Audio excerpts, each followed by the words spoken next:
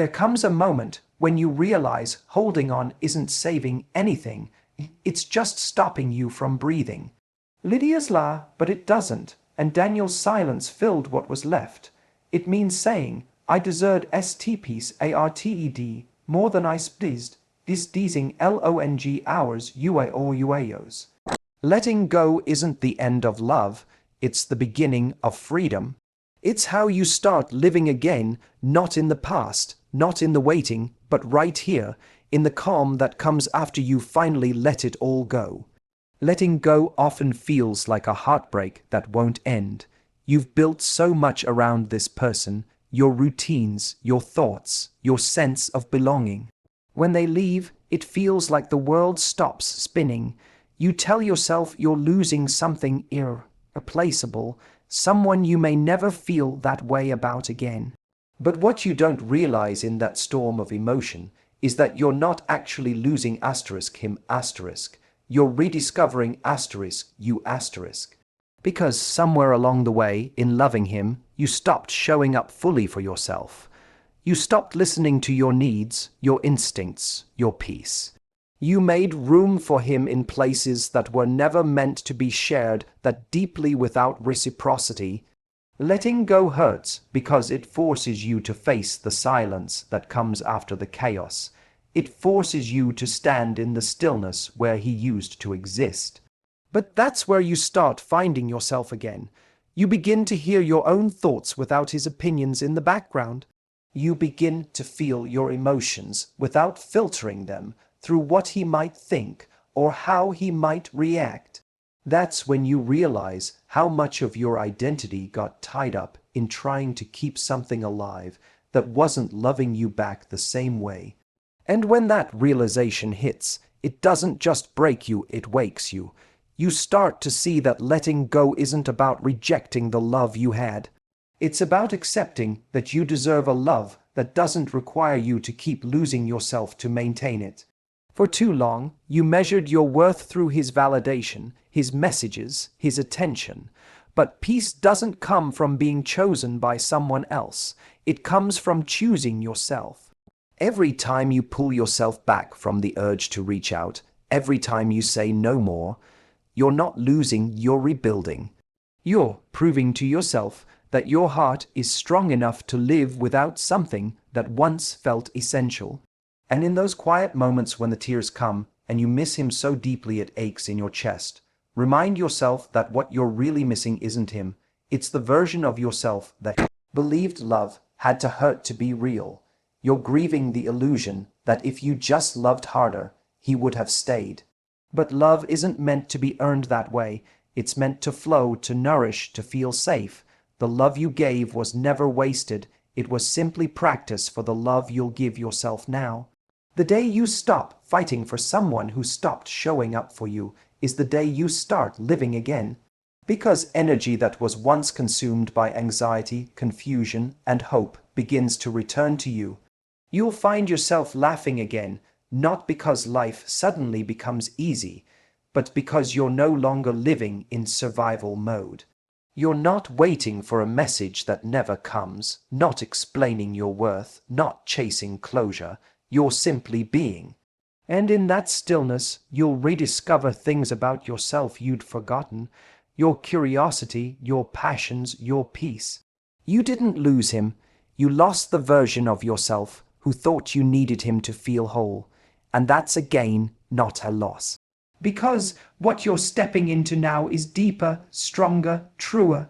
You're finding the version of yourself who doesn't need to beg for love, who doesn't settle for half effort, who knows that the love that lasts will never make her feel like she's too much or not enough. That's the moment you stop surviving heartbreak and start living your life again.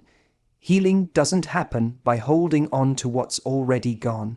It doesn't come from checking his social media, rereading old messages, or replaying conversations trying to find the moment it all slipped away. That's not healing, that's reliving. And every time you go back there in your mind, you reopen a wound that's trying to close. You tell yourself that understanding why it ended will somehow bring peace, but the truth is, peace doesn't come from more answers. It comes from acceptance, that quiet, painful moment where you stop fighting reality and simply say, it's over. That's not giving up. That's freedom, because when you accept what's gone, you stop making your healing conditional on something you can't control. You stop waiting for the apology, the explanation, the clarity that may never come. You stop bargaining with the past. You stop asking, what if, and start saying, even if he doesn't come back, even if I never get closure, even if I never understand why, I can still be okay. That's the power of acceptance. It gives you your power back. It pulls you out of the waiting room of your own life and brings you back to the present, where real healing begins. Holding on feels safe because it's familiar. The pain becomes a companion, the memories a comfort, even if they hurt. Letting go feels terrifying because it forces you to face a world without the person you thought would be in it. But you can't build your future on memories. You can't heal by revisiting moments that no longer exist. Every time you reach for what's already gone, you anchor yourself to the past, and the past has nothing new to offer you. What it can offer is lessons. It can teach you what love felt like when it was real, what it cost when it wasn't, and what you'll never accept again. But it can't be your home anymore. Acceptance doesn't mean you stop loving him. It means you stop needing him to love you back for you to feel whole. It's choosing peace over answers. It's saying, I don't have to understand everything to move on. Sometimes the hardest truth is that not everything broken gets fixed, and not every love story finds its way back. But what if that's okay? What if the ending was actually the beginning of your healing, the moment you finally started living for you again? When you let go of what's gone, you make space for what's next. You create room for new experiences, new people, and new joy to find you. Because as long as your heart is holding on to what hurt you, there's no room for what could heal you.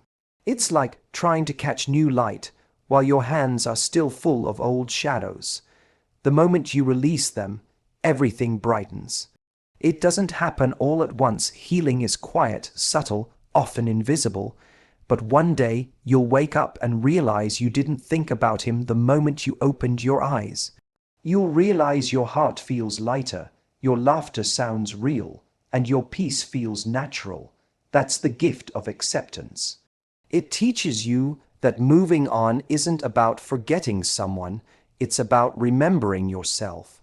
It's about standing in your own life again, feeling your own energy return, and realizing that you don't need what left you to feel complete.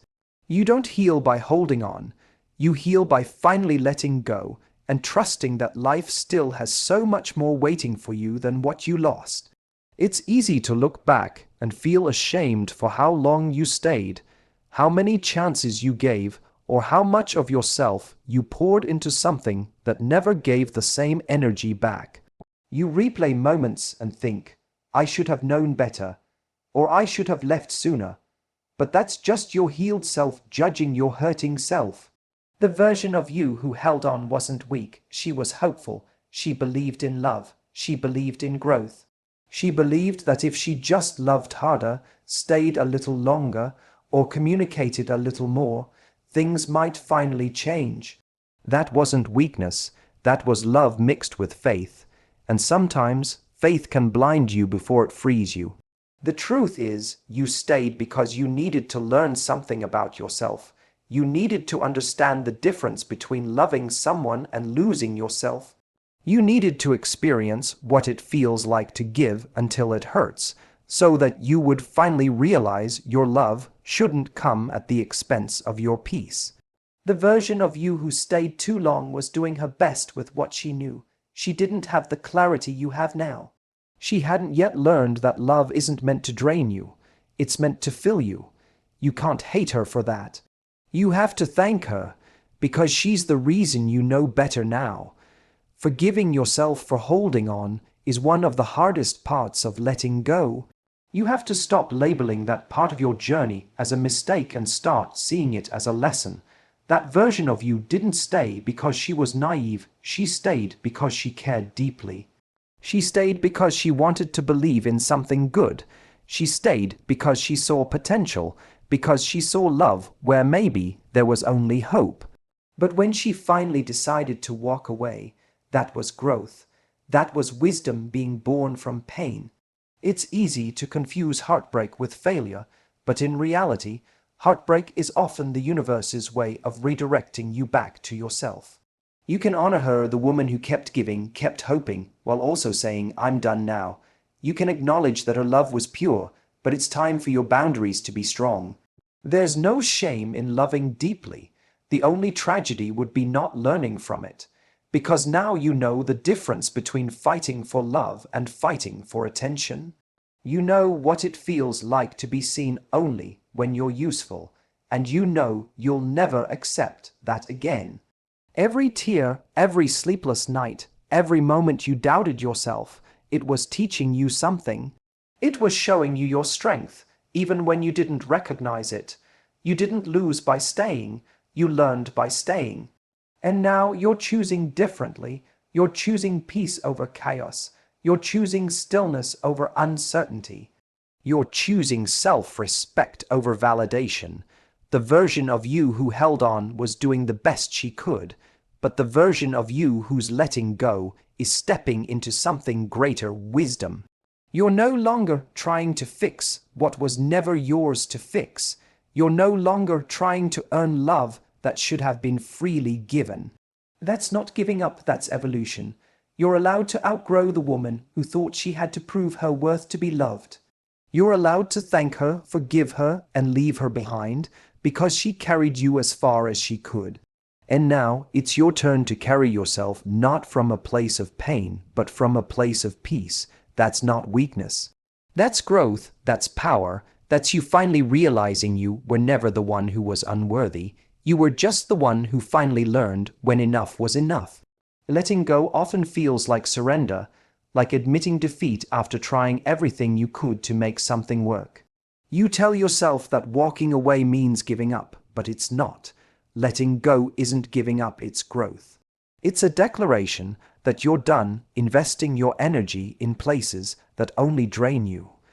It's realizing that love alone isn't enough when it comes at the expense of your peace.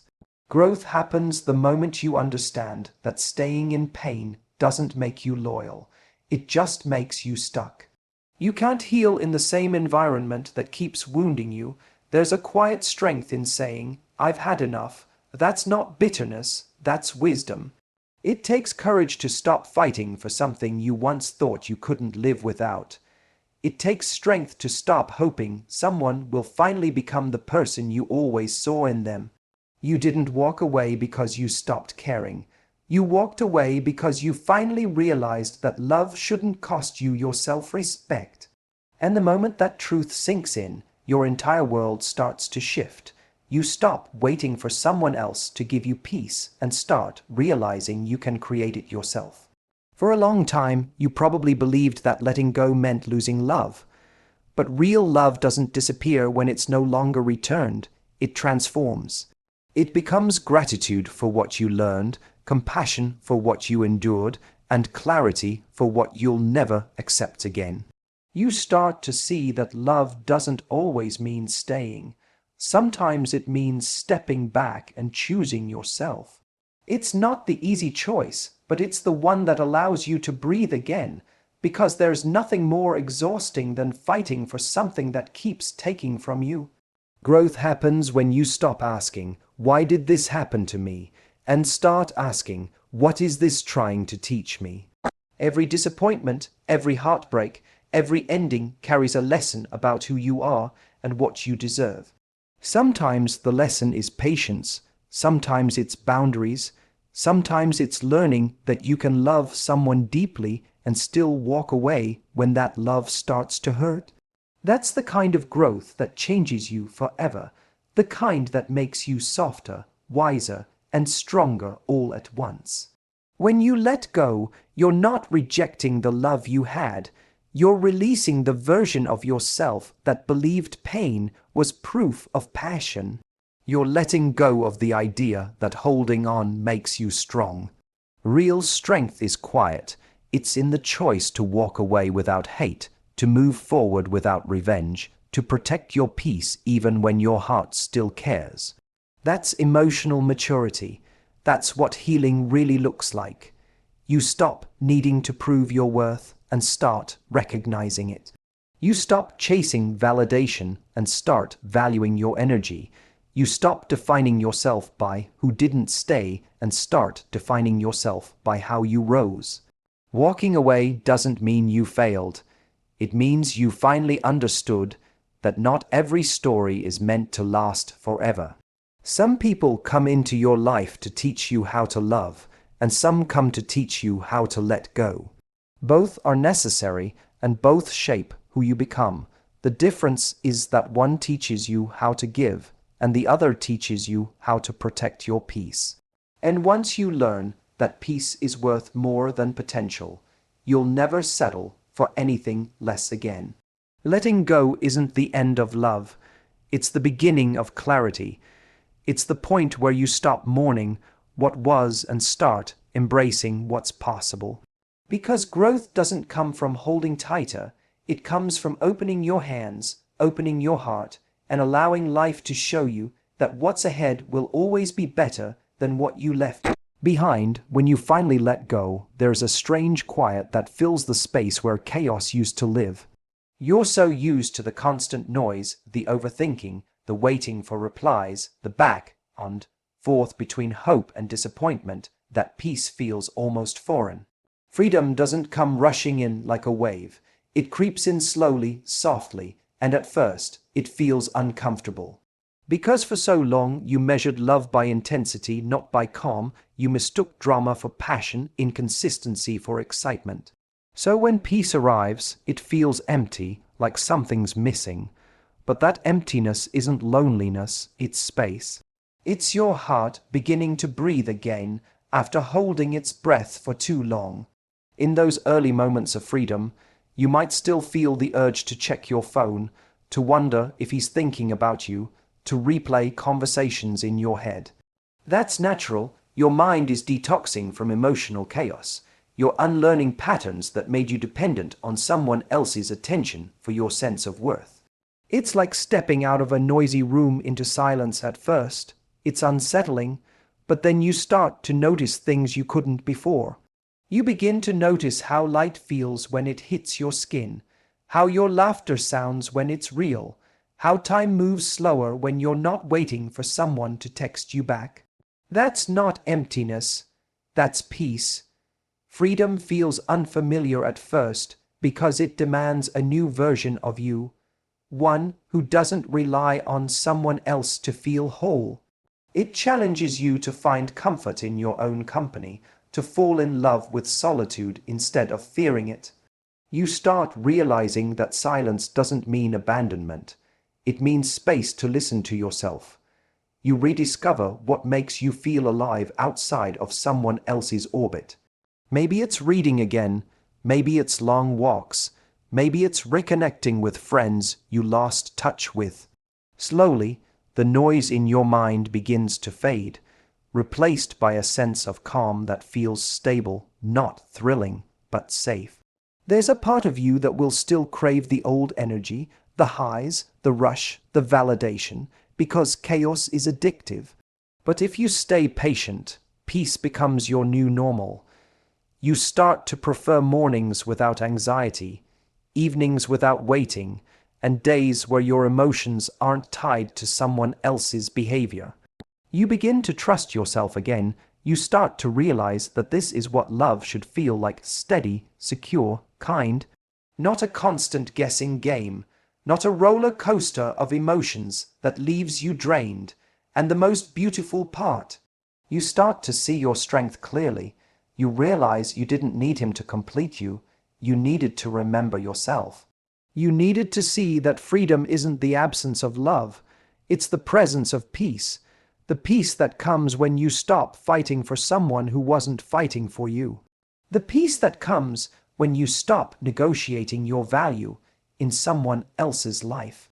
The peace that comes when you finally understand that you were never asking for too much, you were just asking the wrong person.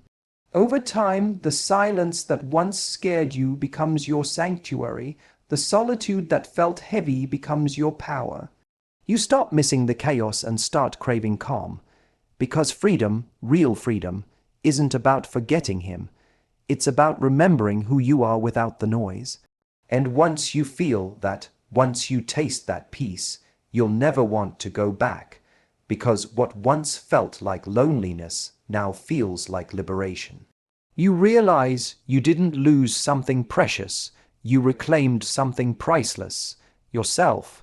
Letting go isn't about erasing someone from your memory or pretending the love never existed.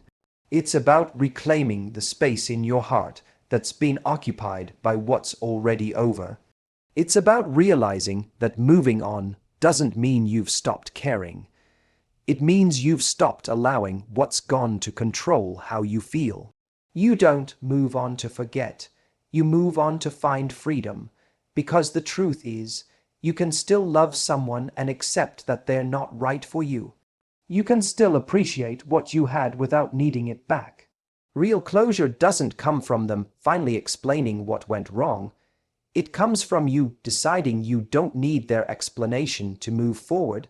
For a long time, you might tell yourself you can't let go until you understand, until you get that one final conversation, that last goodbye, that apology that makes it all make sense. But most of the time, it doesn't come. And that's not because you didn't matter. It's because some stories end quietly. Not every love story gets wrapped up neatly. Some just fade, leaving you to write the ending yourself. That's where your power is. Because when you choose to let go without getting everything you wanted to hear, you're no longer depending on someone else to give you peace. You're creating it for yourself. You start to understand that moving on is not an act of erasure, but of liberation. It's choosing to stop reliving the same emotional loop over and over. It's looking at the past not to analyze or fix it, but to finally say, thank you for what it taught me. Because every heartbreak teaches you something about what you need, what you deserve, and what you'll never tolerate again. It teaches you to listen to your intuition, to stop confusing inconsistency with passion, and to recognize that love shouldn't hurt this much. The lesson is never about losing them, it's always about finding yourself again. The day you stop needing them to see your worth is the day you become free. You stop checking if they've moved on, stop wondering if they miss you, stop tying your happiness to their choices. That's when peace quietly walks back into your life. You'll feel it the first time you wake up and realize they weren't your first thought. You'll feel it when you laugh without forcing it. You'll feel it when you realize you can think about them without pain, just acceptance. That's what freedom feels like, not forgetting, but releasing, not hate, but indifference. Letting go doesn't erase the love, it simply removes the weight. It allows you to carry the memory without it breaking you. It gives you space to build something new, to create a life that isn't defined by what you lost. Because the truth is, you can't receive what's meant for you while holding on to what isn't.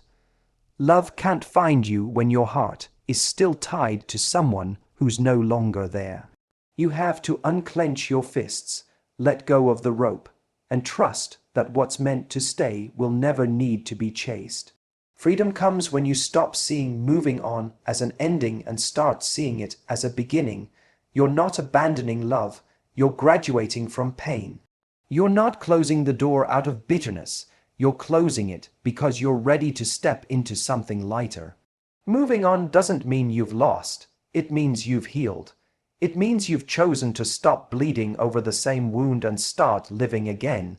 You didn't let go to forget them, you let go to remember yourself, and that's not losing anything at all, that's the truest form of freedom. Letting go isn't the end of your story, it's the beginning of the chapter where you finally come back to life. You're not losing love, you're making room for peace, you're not walking away from someone, you're walking toward yourself. One day, you'll look back and realize that what you thought was breaking you was actually building you. Because letting go was never about forgetting him, it was about remembering you. And that's how you start living again, not by holding on, but by finally setting yourself free.